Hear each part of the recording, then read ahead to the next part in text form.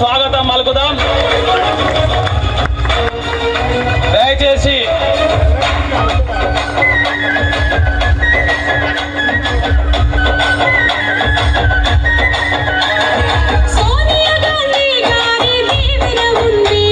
వెనుక ఉన్నటువంటి మిత్రులందరూ కూడా స్టేజ్ వద్దకు రావాలి.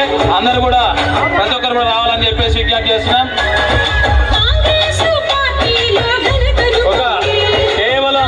ఒక 15 నిమిషాల్లో కార్యక్రమం ముగించుకుందాం. దయచేసి మీరు అందరూ కూడా కూర్చోవాలి.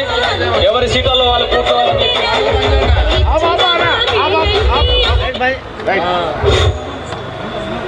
దయచేసి కూర్చోవాలి అందరూ. ఈరోజు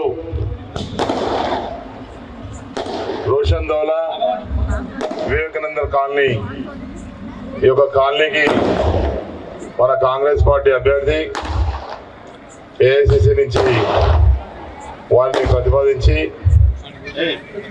మరి పిసిసి రాష్ట్ర ప్రచార కమిటీ చైర్మన్ అయినటువంటి అన్న మధుయాష్ గారికి మనందరం కూడా హర్షధ్వానాల ద్వారా స్వాగతం తెలియజేస్తూ, మరి మొన్ననే జరిగినటువంటి ఎన్నికల్లో, మరి ఇప్పుడు జరుగుతున్నటువంటి ఎన్నికల్లో ఈ యొక్క కాలనీ సమస్యలు పట్టించుకోలేదని చెప్పేసి ఎమ్మెల్యే గారు ఎన్నోసార్లు కూడా వాళ్ళు విజ్ఞప్తి చేసినా కానీ వారి సమస్యలు, డ్రైనేజ్ సమస్యలు కానీ, రోడ్ సమస్యలు కానీ ఇవన్నీ కూడా పట్టించుకోకపోవడంతో వారు ఇండిపెండెంట్ గా హనుమంత్ నాయక్ గారు ఇక్కడ నుంచి ఇండిపెండెంట్ గా చేసినటువంటి హనుమంత్ నాయక్ గారి నాయకత్వంలో ఈ యొక్క కార్యక్రమాన్ని నిర్వహించి మమ్మల్ని ఆహ్వానించినటువంటి సుధీర్ గుప్తా గారికి, మరి హనుమంత్ గారికి, మరి అమర్నాథ్ గౌడ్ గారికి, అనీష్ గౌడ్ గారికి, వరలక్ష్మి గారికి, భాగ్యరేఖ గారికి, ఈ కార్యక్రమానికి ఇచ్చేసినటువంటి మన ఎల్బీనగర్ నియోజకవర్గ కాంగ్రెస్ పార్టీ అధ్యక్షులైనటువంటి జగ్గి ప్రభాకర్ రెడ్డి గారికి,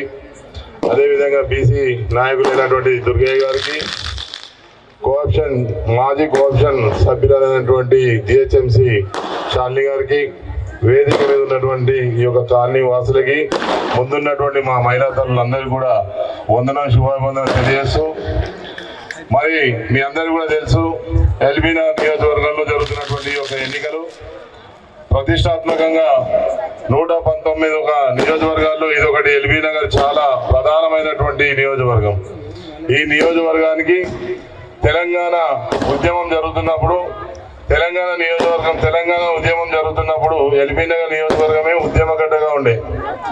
అలాంటి శ్రీకాంతాచారి అనే యువకుడు కూడా ఆత్మ బలిదానం చేసుకున్నటువంటి ఒక నియోజకవర్గం.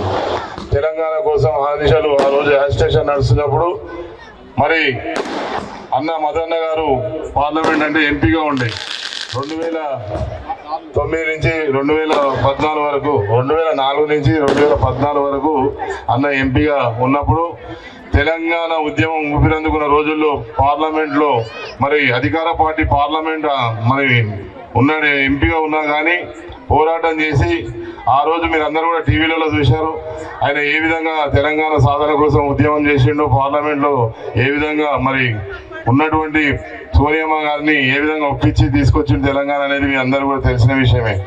మరి అలాంటి నాయకుడిని ఎల్బీ నగర్ నియోజకవర్గానికి ఏఐసిసి నాయకత్వం పంపించిందంటే మన అదృష్టంగా భావించి మనం అందరం కూడా మదన్న, ఎందుకంటే మదన్న చాలా నిజాయితీ గల వ్యక్తి. తెరిచిన తెల్ల పుస్తకం ఎలా ఉంటుందో ఆ విధంగా వారు కూడా రాజకీయాలు ఎప్పుడు కూడా అవినీతి కానీ, అక్రమాలు కానీ, దౌర్జన్యాలు కానీ ఇలాంటివి చేసిన వ్యక్తి కాదు.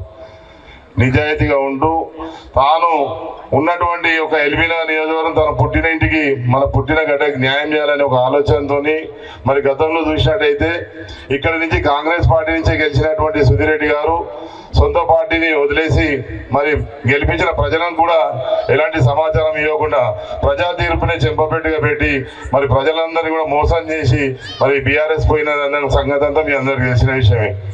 మరి అక్కడ అవినీతి పరుడు అక్రమ ఆస్తులను సంపాదించుకోవడం కోసం ఆయన చేసినటువంటి ఈ యొక్క నాటకంలో మరి కాంగ్రెస్ పార్టీ నాయకత్వాన్ని నడిపేయాలి, అలాంటి నాయకుడిని ఓడగొట్టాలని చెప్పేసి ఆలోచించి మన మధుయాష్కర్ గారి ఇక్కడ రావడం మనమందరం కూడా గౌరవించాల్సిన విషయం. మరి ఈ విధంగా చేసినటువంటి వారికి సరైన బుద్ధి చెప్పాలని మన మధుయాష్కర్ గారు ఎల్బీ నగర్ నియోజకవర్గం హైత్ నగర్ నివాసి వాళ్ళు. హైత్ నగర్ ఉన్నటువంటి వాళ్ళ గ్రామం ఎల్బీ నగర్ నియోజకవర్గానికి చెందింది కాబట్టి ఎల్బీ నగర్ నియోజకవర్గంలో అన్నని అత్యధిక మెజార్టీతో మనం అందరం కూడా గెలిపించాల్సిన బాధ్యత మనందరిపైన ఉంది. మదన్న రాలేదని ఇలాంటి ఆలోచన చేయొద్దు మనం. ఆయన ఎప్పుడు కూడా మన అందరి బాగోగులు చూస్తాడు. ఆయనకు ఉన్నటువంటి కుటుంబం కూడా ఎప్పుడు ఆయన సంరక్షణలోనే ఉంటుంది. అలానే మనం కూడా ఎల్బీ నగర్ నియోజకవర్గం ఆయన మనందరినీ కాపాడుకుంటూ ముందుకు తీసుకెళ్తాడు. ఏ అభివృద్ధి కార్యక్రమం ఉన్నా ఈరోజు హనుమంతన్న కూడా అడిగిండు, మరి రోడ్లు కానీ డ్రైనేజ్ కానీ ఇవన్నీ అడిగిండు కాబట్టి వారికి కూడా అన్ననే హామీ ఇస్తాడు. హనుమంతన్న కూడా స్వచ్ఛందంగా మదాష్కి అని అంటేనే ఆయన అభిమానంతో జైన్ అవుతారు వచ్చి నిజంగా కూడా వారికి మనస్ఫూర్తిగా అభినందన. హనుమంత్ నాయక్ గారు ఈ నిర్ణయం తీసుకున్నందుకు నేను కూడా మనస్ఫూర్తిగా మిమ్మల్ని అభినందిస్తూ ఇప్పుడు అన్నగారి సమక్షంలో మీరు పార్టీ కండువా కప్పుకొని ముందుకెళ్దాం. మీ ఏ కార్యక్రమం ఉన్నా మా జగ్గిడన్న కూడా ఉన్నాడు, ఎట్లున్నాడు చూసినాం కదా, భీములు లాంటి నాయకుడు ఉన్నాడు, ఎప్పుడైనా కానీ అందరికి అందుబాటులో ఉంటాడు. మా అన్న ఉంటాడు, మేము ఉంటాం, అందరం ఉంటాం, కలిసి పనిచేద్దాం. మిమ్మల్ని ఎప్పుడు కూడా కాపాడుకుంటాం. నీతి నిజాయితీ ధర్మంతో పరిపాలన చేసే అన్నగారికి ఎప్పుడు స్వాగతం పలుకుతూ ముందుకెళ్లాల్సిందిగా కోరుకుంటూ జై కాంగ్రెస్. కాంగ్రెస్ పార్టీ అభ్యర్థి అయినటువంటి పిసిసి ప్రచార కమిటీ చైర్మన్ మధుయాష్కర్ గారు సాధారణంగా వారు ఇండిపెండెంట్ గా వేసిన నామినేషన్ కూడా ఉపసంహరించుకొని పార్టీ కండువా కప్పుకొని మరి వారు రేపు ప్రచారంలోకి ముందుకెళ్తారు. ఇవన్నీ కూడా కాలనీలు ఉన్నటువంటి ఇప్పుడు విజయదుర్గ కాలనీ ఇది కానీ రోషందోల కానీ ఇవన్నీ ఆయన సంరక్షించుకొని ఆయన నాయకత్వంలో మేము 6,000 ఓట్లకు మినిమం 3,500 ఓట్లు పోలవుతాయి కాబట్టి 3,000 మాకు పార్టీకి వచ్చేటట్టు చూస్తారని చెప్పిండు. వారిని స్వాగతించు, వారికి ఇంకా మంచి మంచి అవకాశాలు కల్పిస్తూ ముందుకెళ్తా ఉంటాం. ఇదే విధంగా ఇప్పుడు మమ్మల్ని అందరినీ కూడా ఉద్దేశించి మన అన్న మధుయాష్కర్ గారు తన అమూల్యమైన ప్రసంగాన్ని ఇవ్వాల్సిందిగా కోరుతాం. ముందుగా వీరికి అన్నగారిని సన్మానిస్తా ఉన్నారు హనుమంత్ నాయక్ గారు, సుధీర్ గుప్తా గారు. మరి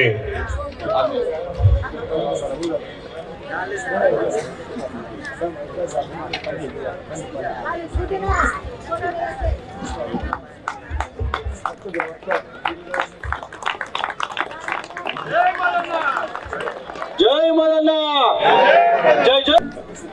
అందరూ కూడా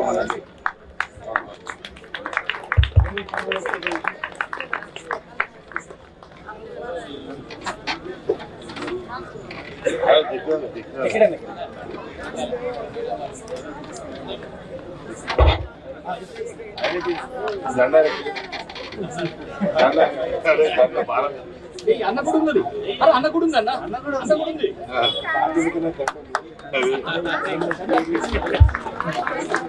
ఇటు ఇటు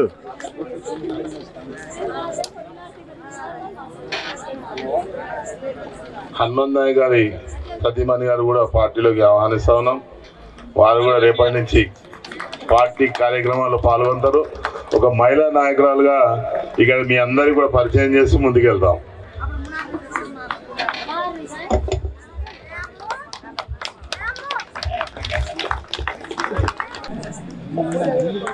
వరలక్ష్మి గారు కూడా పార్టీలోకి ఆహ్వానిస్తూ అన్నగారు ఇప్పుడే కండువా కప్పి వారికి కూడా బాధ్యతలు అప్పచెప్తారు. రేపటి నుంచి వారు కూడా పార్టీ కార్యక్రమంలో పాల్గొంటారు. మరి మనందరినీ ఈ యొక్క కార్యక్రమానికి ఆహ్వానించి మేము సైతం మీతో అని చెప్పేసి హనుమంత్ నాయక్ గారు పార్టీ రావడం, వారు ఇండిపెండెంట్ చేసినటువంటి నామినేషన్ కూడా మాకు మద్దతుగా పలుకుతూ మరి ముందుకెళ్తా ఉన్నారు. ఈ యొక్క కార్యక్రమాన్ని వారి నాయకత్వంలో జరిగినటువంటి కార్యక్రమానికి నా మిత్రుడు నరేష్ గుప్తా గారు కూడా చాలా సహకరించాడు. వారి సహకారంతోనే ఈ కార్యక్రమం జరుగుతూ ఉంది కాబట్టి వారికి కూడా ప్రత్యేకంగా అభినందనలు. అదేవిధంగా ఇప్పుడు మనని ఉద్దేశించి మన అన్న మధేష్ ఖన్నా గారు ప్రసంగించాల్సిందిగా కోరుతాం. ఈ సభను నిర్వహిస్తున్న ప్రచార కమిటీ కో కన్వీనర్ అయిన వజీర్ ప్రకాష్ గౌడ్ గారికి, కాంగ్రెస్ విధానాలకి వాళ్ళు ఆకర్షితులై తన నామినేషన్ ఉపసంహరించుకొని కాంగ్రెస్ కుటుంబంలో చేరిన నా ప్రియ సోదరుడు హనుమంత్ నాయక్ గారికి ప్రత్యేక ఆహ్వానం తెలుపుతూ, వారితో చేరిన గుప్తా గారికి, మా మిత్రుడు ఇంకా వారి శ్రీమతి గారికి, మిగతా గణేష్ గౌడ్ గారికి, మిగతా సభ్యులందరికీ కూడా పేరు పేరున కాంగ్రెస్ కుటుంబంలో ఆహ్వానిస్తూ, కాంగ్రెస్ యొక్క ముందున్న ఆడపడుచులకి ప్రత్యేక అభినందన తెలుపుతూ, మాతో ఈ సమావేశంలో ఉన్న ప్రభాకర్ గౌడ్ గారు, శాలిని గారు, మిగతా కాంగ్రెస్ పార్టీ నాయకులు, యువ నాయకుడు నవీన్ గారు, ప్రతి ఒక్కరు కూడా పేరు పేరున కృతజ్ఞత తెలుపుతూ, మన్నించాలి 10 లోపల ఇంకా 2 కార్యక్రమాలను చేయాలి. అక్కడ చైతన్యపురంలో కూడా బీఆర్ఎస్ పార్టీ రాష్ట్ర ఉపాధ్యక్షుడు, వాళ్ళ యువజన విభాగం ఉపాధ్యక్షుడు కాంగ్రెస్ పార్టీలో 1000 మందితో చేరుతా ఉన్నారు. అట్లాగే మన్సూరాబాద్లో కూడా ఇంకో చేరిక కార్యక్రమం ఉన్నది. ఈ 2 కూడా ముగించాలి, అది 10 లోపల పోవాలి. సో మీరు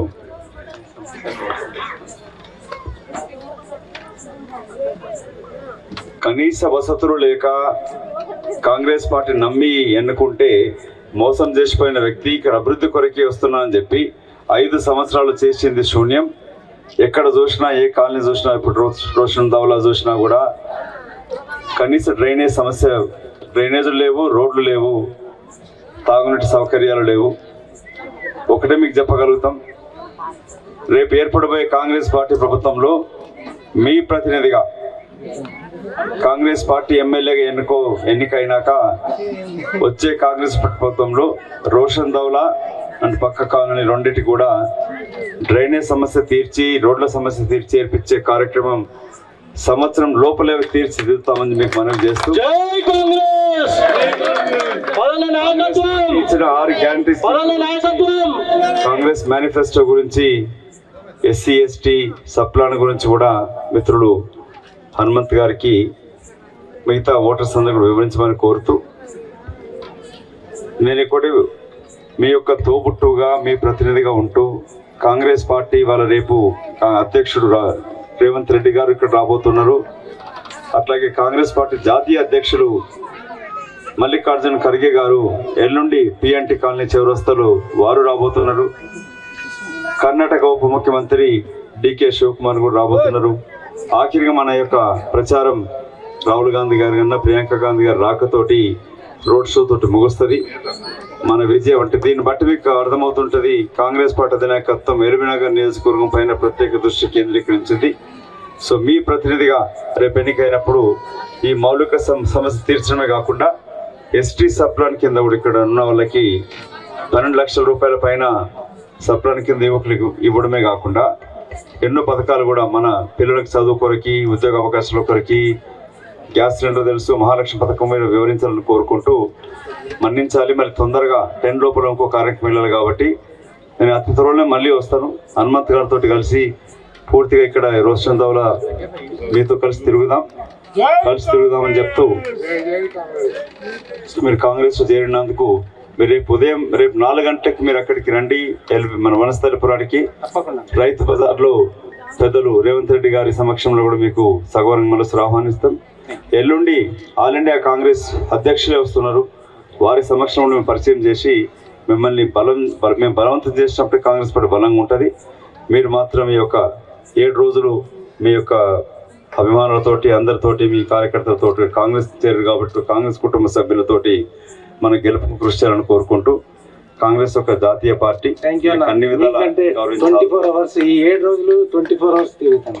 చేతి గుర్తుకి ఇక్కడున్న ఆడపడుచులందరికీ కూడా చేతి గుర్తు కోటేసి మన సమస్యలు తీరాలంటే ప్రభుత్వం మారాలి. ప్రభుత్వం మారితే పాలసీలు మారుతాయి, అది మారితే మన బతుకులు మారుతాయని వివరించుకుంటూ జై కాంగ్రెస్. జై కాంగ్రెస్.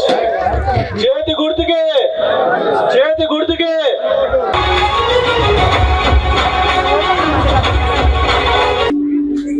మధుయాస్కి అన్న కోసం స్వతంత్ర అభ్యర్థిగా పోటీ చేసి కేవలం అన్న కోసమే త్యాగం చేసినటువంటి హనుమంతు నాయక్ గారిని కూడా సాధారణంగా వేదిక మీదకి ఆహ్వానిస్తున్నాం. అదేవిధంగా సుధీర్ కుమార్ గారిని కూడా వేదిక మీదకి రావాల్సిందిగా అందరు గట్టిగా చప్పట్లు కొట్టాలి వాళ్ళందరూ వచ్చేటప్పుడు. అదేవిధంగా అవినాష్ గౌడ్ గారిని కూడా, హరీష్ గౌడ్ గారిని కూడా వేదిక మీదకి సాధారణంగా ఆహ్వానిస్తా ఉన్నాం. గట్టిగా చప్పట్ల ద్వారా ఆహ్వానిస్తా ఉన్నాం.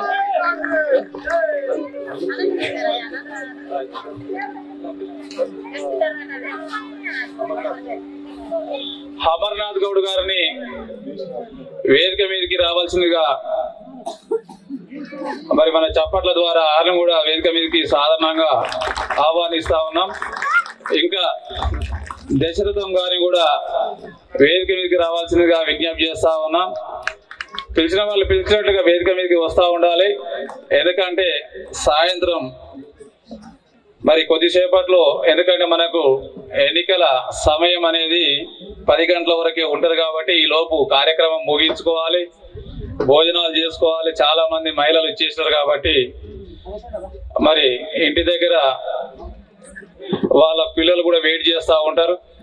సాయంత్రం కాబట్టి నైట్ మీరందరూ కూడా ఇంకా ఈ కార్యక్రమాన్ని విజయవంతం చేసినటువంటి ముఖ్యులను కూడా ఇంకెవరైనా రావాల్సి ఉంటే కూడా మీరు పేర్లు ఇవ్వండి, వారిని కూడా ఆహ్వానించుకుందాం. భీముడు అన్నగారిని కూడా వేదిక మీదకి గట్టిగా చప్పట్లు కొట్టాలి. ఎందుకంటే మీకోసం వాళ్ళందరూ కూడా ముందుండి పనిచేస్తా ఉన్నారు కాబట్టి. విజయదుర్గ కాలనీ అసోసియేషన్ అధ్యక్షులు భీముడు గారు, అదేవిధంగా ఇండిపెండెంట్ అభ్యర్థి జిన్నం వెంకటేశ్వర గారిని కూడా వేదిక మీదకి సాధారణంగా ఆహ్వానిస్తా ఉన్నాం.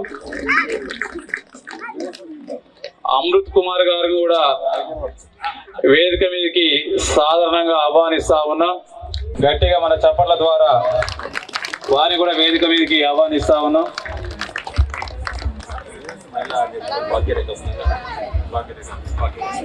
మహిళా అధ్యక్షురాలు భాగ్యరేఖని కూడా, ఎందుకంటే సమాజంలో పురుషులు ఎంతో సగభాగం మహిళలు కూడా కాబట్టి వారిని కూడా వేదిక మీదకి రావాల్సిందిగా మీరందరూ గట్టిగా చప్పట్ల ద్వారా దయచేసి మిత్రులందరూ ఈ కార్యక్రమాన్ని ఈ యొక్క సాయంత్రం సమయం లోపల మీరందరూ కూడా ఎంతో శ్రమకోర్చి ఒక సైనికుల్లాగా మీరందరూ కూడా ముందుండి ఈ కార్యక్రమం చేసినటువంటి ప్రతి ఒక్క కాంగ్రెస్ సైనికులకు, అదేవిధంగా ఇక్కడికి వచ్చినటువంటి మా అక్క చెల్లెళ్లకు, అదేవిధంగా ఆ పెద్దలందరికీ కూడా, వేదిక మీద ఉన్నటువంటి మా నాయకులందరూ కూడా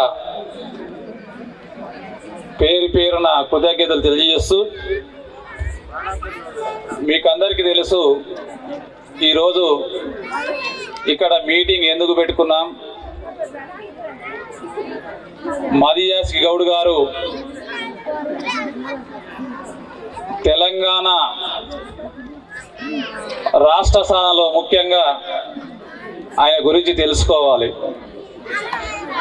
హైత్ నగర్ లోపల, ఎల్బీ నగర్, హైత్ నగర్ లోపల పుట్టి పెరిగినటువంటి మధుయాస్ గౌడ్ గారు ఎల్బీ నగర్ స్థానికునిగా ఉంటూ ఇక్కడ విద్యను అభ్యసించి ఒక గొప్ప న్యాయవాదిగా అమెరికాలో ఒక న్యాయవాద వ్యవస్థ మరి అక్కడ ఎంతో గొప్పగా ఆయన విధి విధానంలో నిర్వహిస్తూ తెలంగాణ రాష్ట్ర సాధనలో మీకు అందరికీ తెలుసు, ఆ రోజు ఈ తెలంగాణకు జరుగుతున్నటువంటి అన్యాయం మీద పార్లమెంటులో మరి అప్పుడు నిజామాబాద్ ఎంపీగా ఉంటూ అధికార పార్టీలో ఉన్నప్పటికీ కూడా తెలంగాణ ఎందుకు రావాలి, తెలంగాణ యొక్క ఉద్దేశం ఏంది అని చెప్పేసి తెలంగాణ రాష్ట్ర సాధన కోసం మీకు అందరికీ తెలుసు, ఎల్బీ నగర్లో శ్రీకాంత్ చారి అనేటువంటి యువకుడు, ఉస్మానియా విద్యార్థి మరి తన ఒంటిపై పెట్రోల్ పోసుకొని తెలంగాణ రాష్ట్రం వస్తే మా యొక్క నీళ్ళు వస్తాయి, మా యొక్క నిధులు మాకు వస్తాయి, మా ఉద్యోగాలు మాకు వస్తాయి, మా రైతుల కష్టాలు తీరుతాయి, మా ఇండ్లు లేనటువంటి నిరుపేదలకు ఇండ్లు రావాలి, మా భూమి లేనటువంటి నిరుపేదలకు భూమి కల్పించాలనేటువంటి నినాదంతో ఆ రోజు దాదాపు 1200 మంది మన బడుగు బలహీన వర్గాల మంది విద్యార్థులు చనిపోవడం జరిగింది. దాన్ని అమ్మ సోనియమ్మ దగ్గర తెలంగాణ ఆవశ్యకత ఎంత ముఖ్యం, దీనికోసం ఎంతమంది ప్రాణాలు పోగొట్టుకున్నారనే విషయాన్ని ఆ రోజు అమ్మ సోనియమ్మకు చెప్పేసి తెలంగాణ రాష్ట్ర సాధన కోసం అక్కడ పార్లమెంటులో ఇక్కడ తెలంగాణ రాష్ట్రంలో పోరాడి సాధించుకున్నటువంటి వ్యక్తుల్లో ప్రముఖమైనటువంటి వ్యక్తి మన మదయాస్కి గౌడ్ గారు. మరి తెచ్చుకున్నటువంటి తెలంగాణ ఇచ్చిందేమో సోనియమ్మ. ఆ రోజు మనం నిజంగా ఎవరిని అధికారం మీద కూర్చోబెట్టాలి, ఇచ్చినటువంటి వాళ్ళని కూర్చోబెట్టాలి. కానీ మనం ఏం చేసినాం, తెచ్చినటువంటి వాళ్లకు అవకాశం ఇవ్వాలనేటువంటి ఉద్దేశంతో తెచ్చినటువంటి వ్యక్తి అవకాశం ఇవ్వాలనేటువంటి ఉద్దేశంతో 2 దఫాలుగా కేసీఆర్ గారికి మనం అనేది అధికారం కట్టబెట్టాం. మరి మీరు అందరూ ఒక్కసారి ఆలోచించాలి, ఇక్కడికి వచ్చినామంటే ఎందుకు వచ్చినాం, ఎందుకు పోతున్నాం, విషయం పరిజ్ఞానం అనేది ఖచ్చితంగా తెలుసుకోవాలి. ముఖ్యమంత్రి కేసీఆర్ గారు ఎన్నికలకు ముందు మీకు అందరూ తెలుసు, మొట్టమొదటి వాగ్దానం, నేను ఈ రాష్ట్రానికి తెలంగాణ వచ్చిన సందర్భంగా మొట్టమొదటిసారిగా ఈ రాష్ట్రానికి ముఖ్యమంత్రిని దళితుని చేస్తా అని చెప్పాడు. మరి చేసిండా అనేది ఒకసారి మీరు గమనించాలి. చేశాడా? చేయలేదు. ఈరోజు రెండవది, రాష్ట్రంలో భూమి లేదనేటువంటి నిరుపేదలకు 3 ఎకరాల భూమి ఇస్తా అని చెప్పాడు. 3 ఎకరాలు కాదా, 3 గజాల జాగా ఇయ్యకపోగా ఈరోజు దళిత గిరిజన మహిళల మీద ఎప్పుడో సోనియమ్మ ఇచ్చినటువంటి భూములను, ఈరోజు పట్టాలు ఇచ్చినటువంటి భూములను ఈరోజు గుంజుకోవడంతో పాటు వాళ్ళ మీద కేసులు పెట్టి జైల్లో వేసినటువంటి పరిస్థితిని కూడా మీరు చూశారు. అంటే ఇయ్యకపోగా ఎప్పుడో ఇచ్చినటువంటి భూమిని గత 50 సంవత్సరాల కింద 30 సంవత్సరాల కింద ఇచ్చినటువంటి దళిత గిరిజనుల యొక్క భూమిని లాక్కోవడం జరిగింది. అదేవిధంగా మేము అధికారంలోకి వస్తే పేద విద్యార్థులకు ఉచితంగా కేజీ నుంచి అంటే ఎల్కేజీ నుంచి మొదలుకొని పీజీ వరకు ఉచితంగా విద్య అభ్యసిస్తానని చేస్తానని చెప్పాడు. ఉచిత విద్య దేవుడెరు కానీ తెలంగాణ రాష్ట్ర ప్రభుత్వం వచ్చిన తర్వాత తెలంగాణలో 6000 స్కూలు బంద్ చేయడం జరిగింది. 6000 స్కూలు బంద్ చేసి 20,000 షాపులు, బెల్ట్ షాపులు తెరిచారు. స్కూలు బంద్ చేసి బెల్ట్ షాపులు తెరవడం జరిగింది. గ్రామీణ ప్రాంతంలో పక్క భవనాలు నిర్మించేసేసి పేద విద్యార్థులను ఆదుకుంటా అని చెప్పాడు. అదేవిధంగా ఉద్యోగులకు ఎవరైతే డిగ్రీలు పీజీలు చేసేటువంటి విద్యార్థులు ఉంటారు, వాళ్ళందరికీ కూడా ఉద్యోగ అవకాశం కల్పిస్తా అని చెప్పాడు.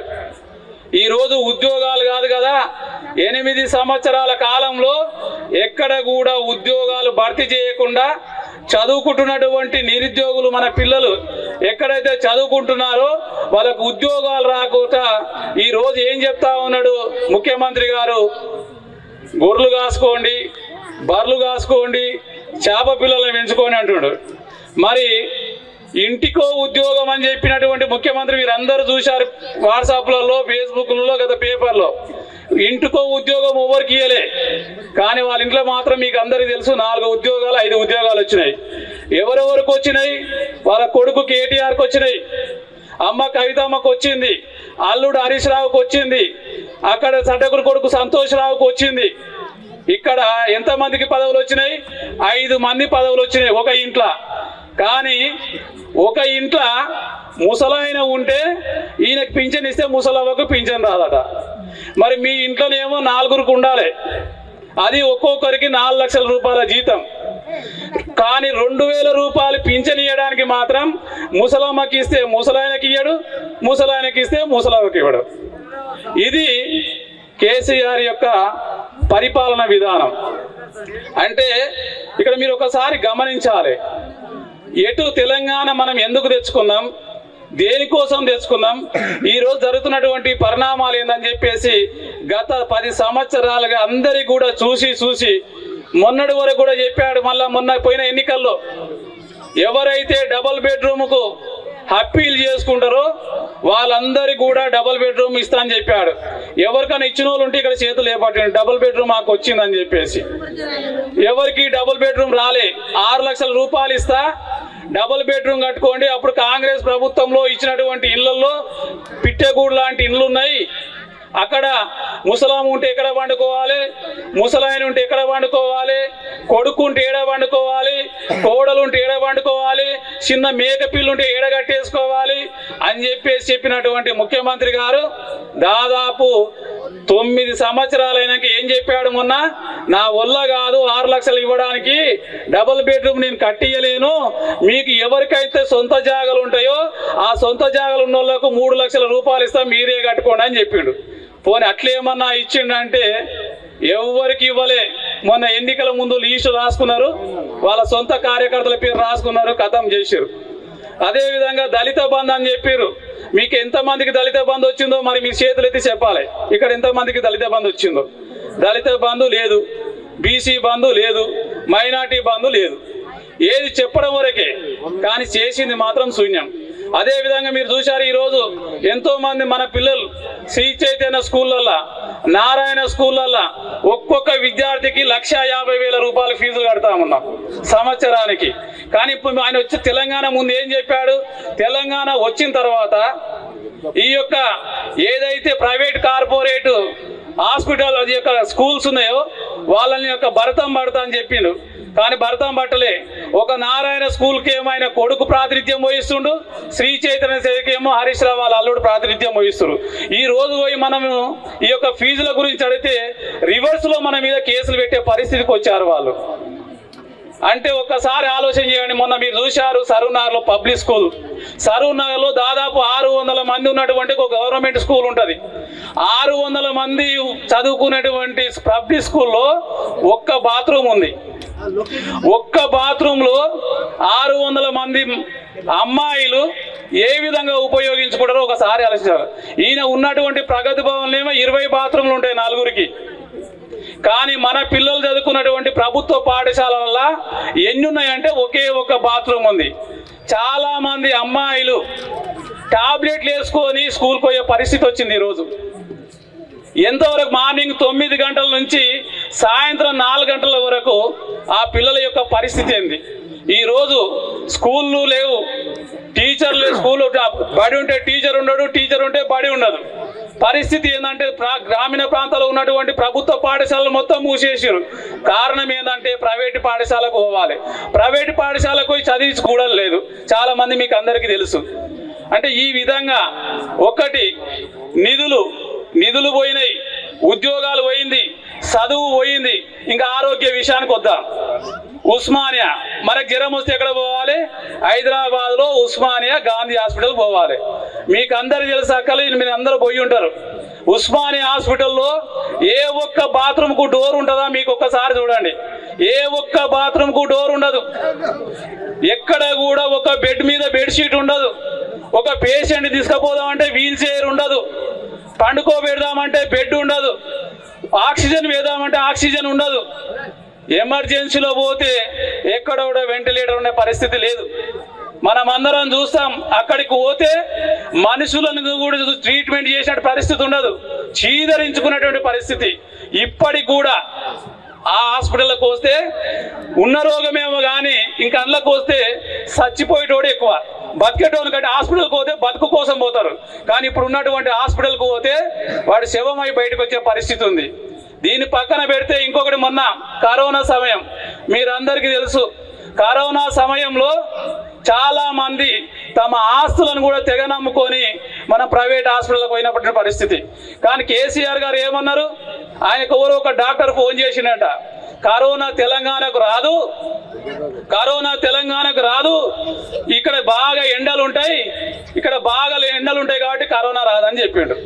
కరోనా ఒకవేళ వచ్చినా పారాసిటమాల్ టాబ్లెట్ వేసుకుంటే పోతుందని చెప్పిండు. కేవలం ఒక పారాసిటమాల్ ₹1 పెట్టి వేసుకుంటే పోతుందని చెప్పిండు. మరి పోతుందని చెప్పితే మరి నీకు కరోనా వచ్చినప్పుడు యశోద హాస్పిటల్కి ఎందుకు పోయినావు కేసీఆర్ సారు? ఒక్కసారి ఆలోచించా. నీకు కరోనా వచ్చినప్పుడు నువ్వేమో యశోద హాస్పిటల్లో పోయి వండుకుంటువి. మా కరోనా వస్తేనేమో ఈ ప్రైవేటు హాస్పిటల్లో పోతే ఒక్కొక్కటి 10 లక్షల నుంచి 50 లక్షల రూపాయల వరకు గుంజుకుని. మరి ఆ విధంగా మేము సంపాదించినటువంటి సంపద ఒక పక్క హాస్పిటల్లో కట్టుడు, ఒక పక్క స్కూళ్ళల్లో కట్టుడు. ఈ విధంగా మా యొక్క జీవన విధానం లోపల మీరు తెలంగాణ వస్తే శస్యశ్యామలం చేస్తామని చెప్పారు, మాకు ఇండ్లు కట్టిస్తామని చెప్పారు, మాకు ఆరోగ్య భద్రత ఇస్తామని చెప్పారు, మాకు భూమి లేని వాళ్ళకు భూమి ఇస్తామని చెప్పారు, ఇల్లు లేని వాళ్ళకి ఇంజిన్లు ఇస్తామని చెప్పారు, పింఛన్ లేని వాళ్ళకి పింఛన్ ఇస్తామని చెప్పారు, రేషన్ కార్డు లేని వాళ్ళకి రేషన్ కార్డు ఇస్తామని చెప్పారు. అదేవిధంగా ఎక్కడ కూడా మీరు ఈ 9 సంవత్సర కాలంలో ఒక్కరికైనా కొత్త రేషన్ కార్డు వచ్చిందా? వచ్చుంటే మీరు అందరు కూడా చేతులు లేబట్టండి. ఎక్కడైనా ఒక్కటి రేషన్ కార్డు కొత్త కార్డు లేదు. అదే విధంగా ఒక్క కొత్త